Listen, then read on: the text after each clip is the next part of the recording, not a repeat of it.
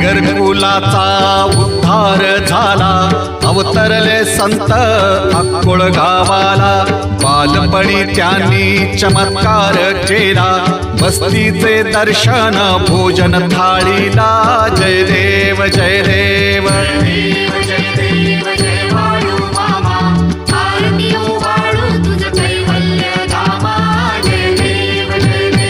मेढ्या राखीती उन्हातानात, मुक्या प्राण्यावर अपार प्रीत.